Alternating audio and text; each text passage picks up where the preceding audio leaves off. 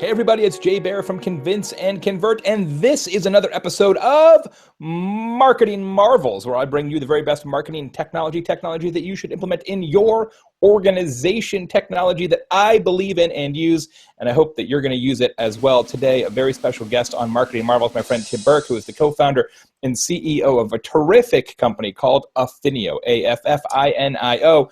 I've worked with Affinio for quite a while now. We use it almost every day on the consulting side of our business at Convince and Convert, and also on the media side. One of the only software tools out there that we use on both sides of the company. You're going to see why in just a minute. So what does Affinio do? So here's how it works.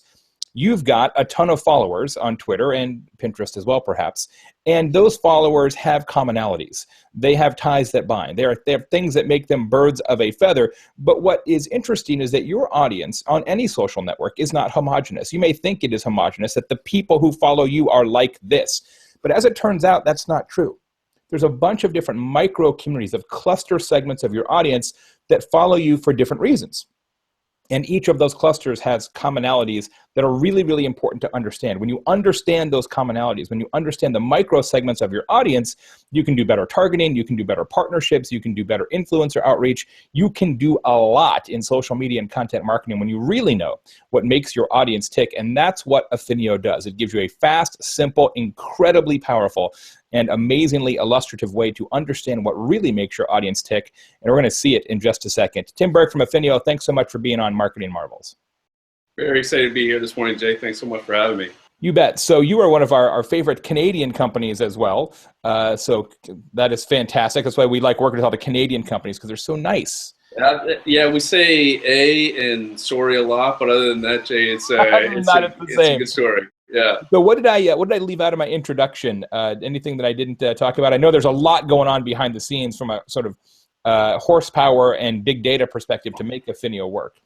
Yeah, I think what's interesting in our approach overall is that fundamentally our thesis is that people's interests and passions is something that up until now hasn't been something that you've actually been able to segment audiences based on, right? So traditional segmentation strategies, demographic, geolocation, age groups, what we believe is that those are sort of old strategies for segmentation. What's really, really compelling when it comes to marketing and specifically content marketing comes down to understanding why people are consuming what they consume, right? Why do they consume the content? Why do they read something? Why do they watch a certain video?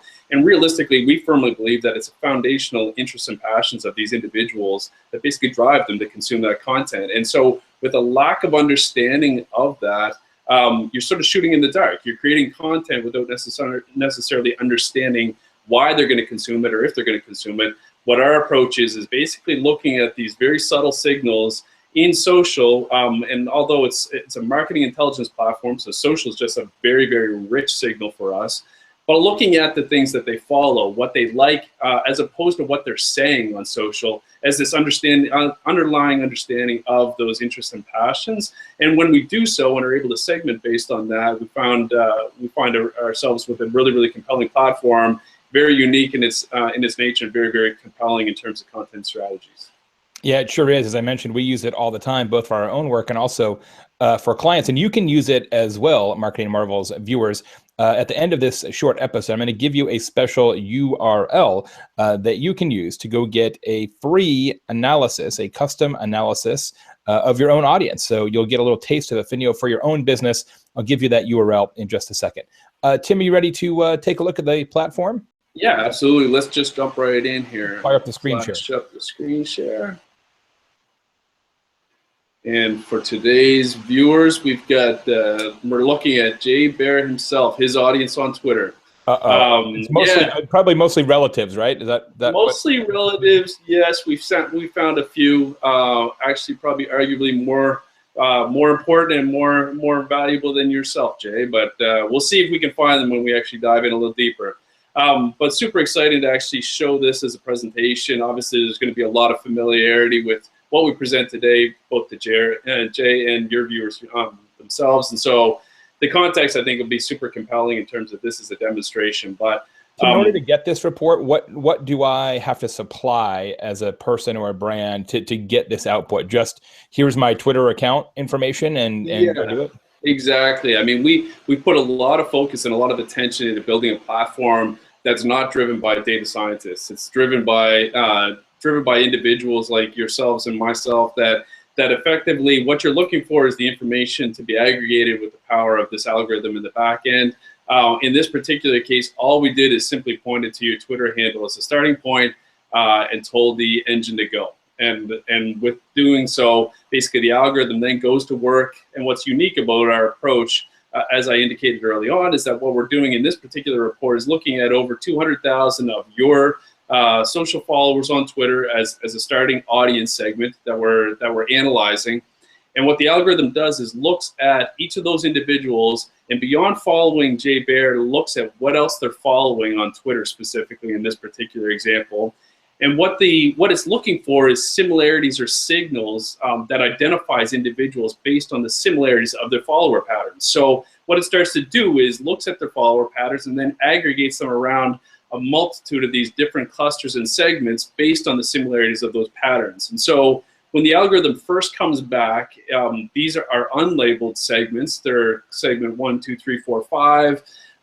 But what it's done is the algorithm's identified that it's found a group of individuals as a subsegment of your audience with similarities in their follower patterns, doesn't know exactly what that signal is, but when we dive into the platform, you'll quickly identify how the naming convention of each of these segments becomes very, very easy, and we'll start to see how those signals start to get pulled to the forefront and understand why the algorithm actually identified these unique segments within your audience overall. And so what you're seeing is, as I scroll down here a little bit, highly visual presentation of this audience overall. So looking at how these different segments break out in your audience, the overlap of those audience segments visually actually represents the similarities in their interest patterns at the core.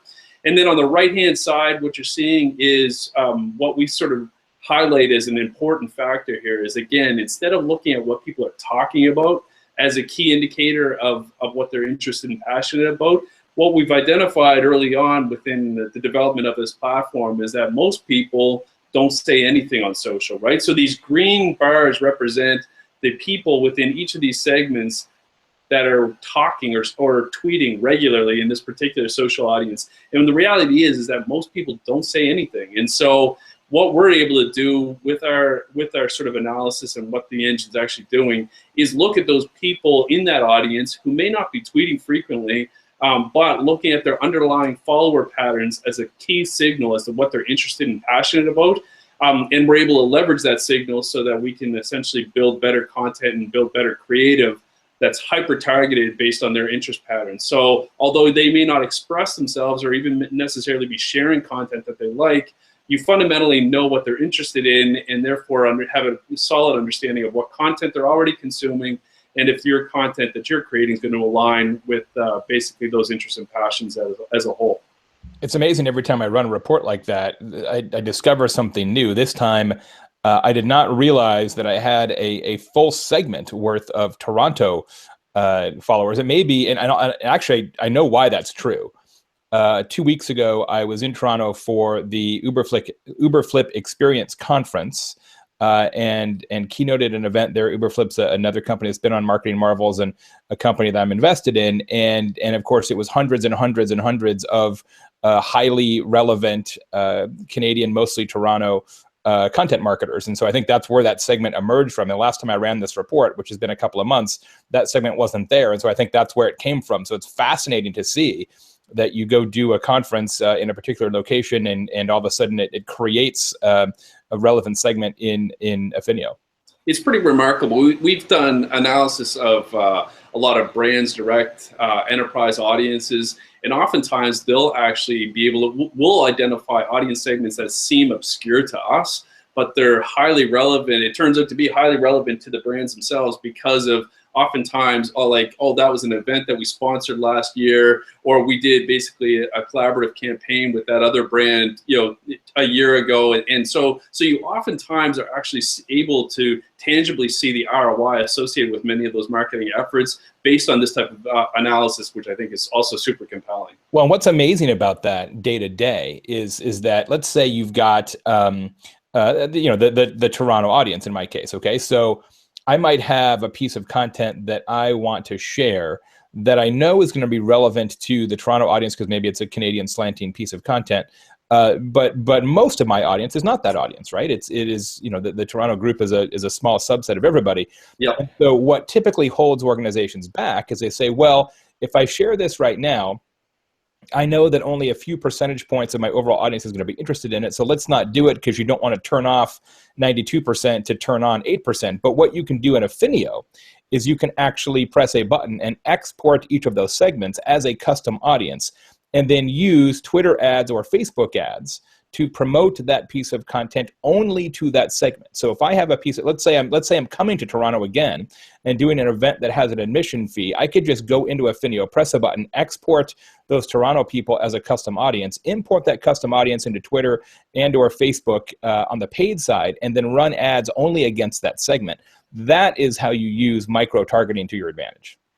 Yeah, and I'd take that one step further, Jay, is that the opportunity here, and oftentimes what we'll receive is pushback when we first present this data to people is, well, that's only a very small segment, and, you know, that may be several hundred people or several thousand people. The interesting thing and compelling thing, though, is that what we're doing is we're leveraging the signals of that interest-based group or the interests and passions of, let's say, your Toronto group. We're able to blow that up into a lookalike on Twitter so that you can reach beyond those people in Toronto that are following you to those people who look like those in that segment, right? And that becomes now scalable. Yep. And so, like you said, for your conference, you're not reaching thousands of people who are already following you. You could be reaching hundreds of thousands in that region whose interests and passions mimic those that are already following you as a hyper-targeted audience for your next conference in Toronto. Yeah, and you can do lookalike audiences now, of course, in Facebook and Twitter. But a lot of times, what you're using as the starting point, as kind of the sourdough starter, the seed corn, if you will, is not nearly as relatable and identifiable and accurate as what we have here. This isn't just what Facebook believes to be people interested in social media marketing. These are people who actually follow me in social media marketing. So when you use that as the beginning point of a lookalike, you're in much better shape. Yeah, no, and that's exactly right. I mean, when people sort of say, well, how does your lookalike, you know, differ from others? Oftentimes what's capable on things like the platforms like Twitter is a lookalike against an audience, right? I mean, we could build a lookalike audience, you know, off of Jay Baer's audience. The reality is, though, is that they won't have the nuances that we're discovering here. And what the benefit of this sort of hyper niche targeting is the ability to basically build hyper targeted content for every one of these segments that you know will resonate at a different level. And that's that's what we think is super exciting. In the world of personalization, recognizing that, you know, I don't think we're ever going to reach a point where one-to-one targeting and one-to-one content is scalable. What we're providing is a niche method of basically achieving some level of personalized content in scalable audience segments that once you discover, you can start building better content for. So I will jump right in here, and certainly this happens to be one of the most exciting screens within the dashboard. And what I'll jump into is our first segment on social media marketers directly, clicking over here to our all segments. So many familiar faces, I'm sure, to Jay's audience, as well as Jay himself, who sees many of these individuals. So what you're seeing here in this particular segment is effectively, first of all, upper left-hand corner, Jay Baer, we ran the audience of everybody who was actually following you. So not surprisingly, you ranked #1 in terms of the affinity to this particular segment. But what you're seeing in descending order from left to right are the other individuals who statistically are effectively most relevant and have the highest affinity to this segment that we've identified. So the people in this social media marketers doesn't say that they all follow these accounts, but statistically, this becomes sort of that follower DNA that we talk about, and is sort of the foundational basis of our interests and passions. We know that the people who are in this segment, these are the influencers that they're following, these are the thought leaders that they're interested in, and just to give you some perspective on sort of how this looks segments by segment, if we jump over, you'll quickly see sort of a dramatic shift in the follower patterns of the individuals in, let's say, our technology and BI, which now slants heavily towards technology, far more media heavy in terms of their front end sort of interest patterns, as opposed to people patterns. They're looking at, you know, a lot around sort of the content patterns themselves. And like you said, if you jump down to your unique segment of Toronto PR and comms, suddenly you get something that slants heavily towards a Canadian reflective audience, where CBC News and everything, I'm sure if we look far enough, you'll find a Tim Hortons logo in here. In some hockey as its foundation, Toronto baseball. But I mean, again, this is what's compelling and most powerful for our platform, and usually is the wow factor, is that when people first see our platform, this is what gets them really, really jazzed and really, really excited, in the framework that suddenly they have a deeper understanding of what their interest and passion of their audience members are, or of a target segment are, so that when they are writing content and creating content, this is in the back of their minds, right? And those insights become super powerful when you know how to slant your content, even just based purely on the interest patterns that you're looking at. So, and how we use it on the corporate side, when we do this for big brands on the consulting side, we'll say, all right, we want to work with some influencers. What influencers should we approach? Well, we have this whole array here that says, you know, what other people does this particular audience tend to resonate with? And then on our side, on the media side of Convince and Convert, we use these kind of reports to help figure out who we should approach for guest blog posts, where I should try and write posts on other publications that aren't my own, and even who we should invite to have on our different podcasts. Yeah, I think what's really, really interesting, and certainly over the last few years as we've developed this platform out, the most compelling thing that we're identifying is how rich those insights become, simply based on what as a premise is a very, very simple concept, but the signal that you're able to extract based on people's likes and follows, to your point, influences what influencers are, they're listening to and basically consuming content from, what media channels they're reaching out to. And like you said, when it comes down to, even brand affinity, which ones should be advertisers, right? I mean, we've got a number of large media companies working with us right now who simply by clicking into sort of the high over-indexing brands associated with any one of these segments can quickly identify the affinity of brands to their media, right? And so suddenly when it comes time for sponsorship, advertising, this can drive those decisions and help quantify them, right? So traditionally, we've talked to media companies and asked them point blank, like, how do you identify your best suited advertisers for the audience that you've attracted? And for many of them, there is really, not a strong signal to help quantify. Oftentimes they tell us we just start with the, Fortune 1000 and work our way down. And I'm saying the data will tell you basically, A, what audience you're attracting from your media company, and more importantly, what brands have high affinity to those audience segments that you should be able to leverage from an advertising and sponsored and native content perspective, which in this day, obviously with native and sponsored content sort of growing and rapidly emerging, becomes a very, very compelling use case and a very powerful tool to help quantify that opportunity for these media companies. Now, you can also pull out of Affinio reports content and hashtags that resonate with those audiences as well, yeah? Absolutely. So once the algorithm has actually done its job, segmented these audiences into these natural clusters that we've identified based on the follower patterns, what it then does is it starts to look at sort of the content that's being shared within each of these segments. And so again, we don't start with content being the content or the fire hose as the foundational data set. What we're doing is, again, we're segmenting based on interest, likes, and passions. But then once segmented, we're taking a deep dive to identify exactly what makes each of these audiences tick. And so what's interesting is that once we pulled that back, what we can identify is rapidly things that are over-indexing content-wise within each of these communities, from everything from who are they mentioning more than anybody else, segment by segment, what hashtags are they using, what content are they consuming. So this is an example in this particular case, obviously in our technology and BI group, where in their use of the hashtag cloud, IoT, innovation is heavily over-indexing in comparison to the rest of your audience, Jay. So those people in this particular segment are obviously sort of pounding those hashtags more frequently than anybody else. And then beyond that, we go in and we can look at things like the domains that people are looking at.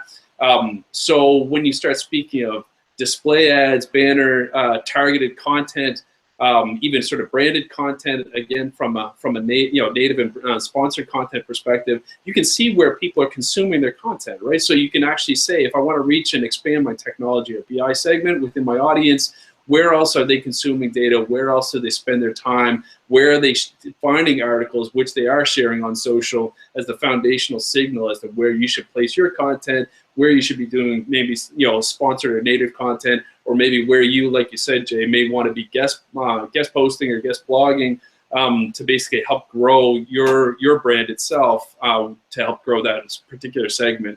And then beyond that, we just released most recently what we call our Topic Explorer. So looking at the content that these people are sharing at an article or blog level, what we're doing is actually analyzing each piece of content that is being shared and aggregating that together to try to identify those over-indexing signals.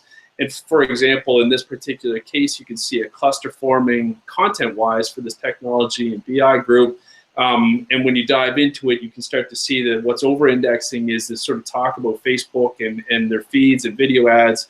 So again, the whole premise is that we're trying to establish effectively a content and strategy cheat sheet at the core, so that when you want to actually go targeting, you understand what they're consuming, what content is over-indexing and resonating with them, what they're interested in, what media channels you want to place that content. It really becomes a very, very holistic approach in terms of strategy.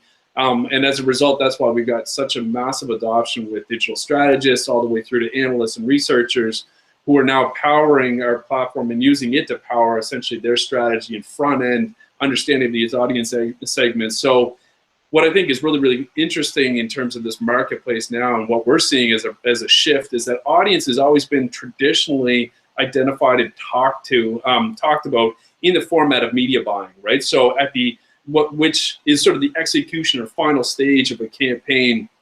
A persona, typically a fake persona is generated, content and the creative is created around this persona, and then the media buying is sort of the only real discussion around audience, right? So it's like, let's go find the audience that fits this demographic or age group that we're trying to target.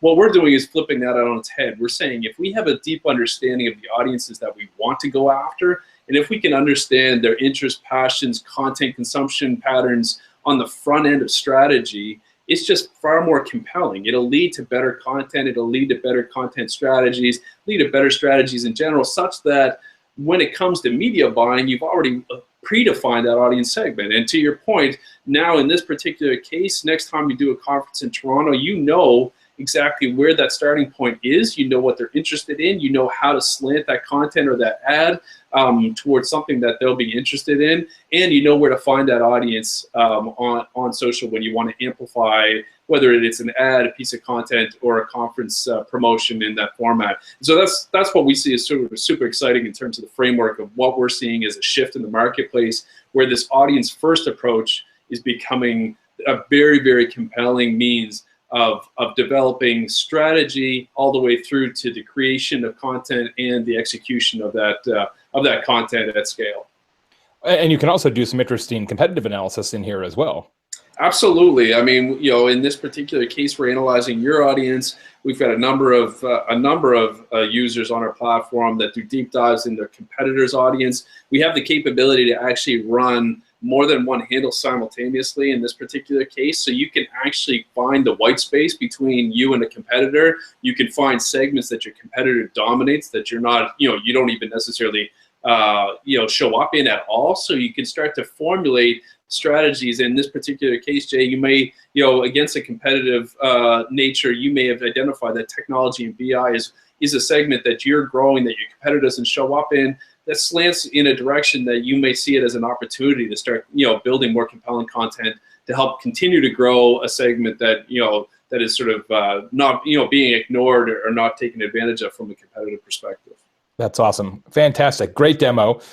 Friends, to get your own free custom analysis, give you a taste of the power of Affinio, I want you to go to this URL, product.affinio.com, A-F-F-I-N-I-O, product.affinio.com/marketingmarvels, product.affinio.com/marketingmarvels, and check it out for yourself. You are going to be amazed. Tim, how do you guys charge for the platform?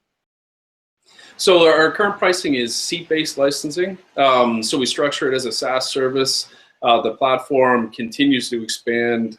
We just released our most recent product update as of yesterday. What you see in front of you is Twitter. We're adding other platforms as we go. Some exciting news coming down the pipe in the next few months for us in terms of additional platforms that we're adding. And so the utility basically is a SaaS-based product on a seat-based licensing is how we charge. And let me ask you this. I suspect you've got to have a fairly sizable audience for this to really make sense. If you have just a small number of followers in a particular social channel, it may be more horsepower than you need. It's, you know, it's remarkable. Most people make that assumption, Jay. It's phenomenal to me to see what you can see as a core signal from very small audiences. So in the platform, we typically do a cutoff at around 500 followers, 400 followers as sort of a foundational signal to leverage up. But even at that level, it's amazing what you can start to see, which typically aligns perfectly with what somebody's audience is. So even as sort of, you know, small or immature an audience may be at that scale, those signals of who you're starting to attract and what that persona or DNA is already very, very strong. And so we've seen it work very, very well, even for smaller audiences, as well as ones of sort of your scale overall. Yeah, that is smaller than I thought. That's pretty interesting. Yeah. Okay, so remember, product.affinio.com/marketing marvels. A couple more questions for you, Tim, before we let you go. How did this happen? I mean, you co-founded this company. How did you get to Affinio? So interestingly, my background is I'm an engineer by trade. So is my co-founder. We happen to be serial entrepreneurs. We've been working together for over 12 years. On our previous B2C company, we had a mobile company a few years back, and it actually stemmed directly from an experiment that we wanted to play with that audience. So we happened to be looking at our Twitter audience for this previous startup that we had, 6,000 followers, and I just happened to ask Steven, my co-founder, I said, listen, if instead of looking at who's talking about our brand, what if we just look at what else our followers are following? And in an afternoon experiment, it just blew our minds. The amount of advertising and marketing intel buried inside the social graph that nobody seemed to be taking advantage of was a wow moment for us. And so we sort of looked at the opportunity, couldn't see an end to the potential of this sort of these types of insights. Saw it as a massive opportunity, jumped all over it. And so here we are sort of 3 years later, and really excited to be able to show off the product that we've built over that amount of time. Yeah, it's pretty slick. We love using it, that's for sure. Tim, what's a marketing marvel for you? Obviously, you love your product. I love it too. I think Marketing Marvel's viewers are going to love it. But what's a marketing marvel for you? You think, you know what, that's pretty amazing stuff. You know what I think is most intriguing to me is the emergence and growth of the DMP networks. There's a number of them. I mean, I look at things like everything from Oracle, where Blue Kai is now pairing up with AddThis, which has sort of strengthened the value of that framework. Crux we're big fans of as well, and looking at the exciting things that they're doing. I think the movement in the DMP space, I think, is extremely exciting. They're amassing obviously large amounts of data against which sort of these insights are going to become more and more tangible and more readily available for many of the enterprises that we're working with. From my perspective, I sort of keep my fingers my fingers on that pulse directly. I think it's an exciting space, and the growth of sort of big data is actually starting to get you're starting to see the power of it in the context of sort of these DMPs that are continuing to grow rapidly. Yeah, because if I can use the same kind of Affinio filtering and clustering and sort of discovery technology against my first party data, as opposed to only through my social graph, then all of a sudden I'm like, oh, now I can run Affinio against my database. That's pretty interesting. And opens up a whole new set of opportunities. And that's exactly where we're heading with the product, right? So we've got a number of pilots and experiments that we're working on with some of our biggest clients right now, heavily slanted towards first-party integrations, leveraging exactly what you're referring to, Jay, is the foundation of our sort of core intellectual property is around being able to analyze massive graph data sets. And so when you think of, when you think beyond social and sort of the social graph, to everything from content graphs, literally what people consume at scale, to transactional graphs, what people are buying at scale. Everything sort of can be analyzed in a very similar format. And when you can identify and segment at that scale, those insights become very, very tangible, become very, very visual. and start to make for really, really compelling and interesting value within these organizations and how they action them. And when we're able to also overlay things like social intelligence on top of those segments, it gets really, really exciting fast. Yeah, the future is here right now. It is going to be amazing. You guys are right on top of it. Thanks so much for your partnership. We love working with Affinio.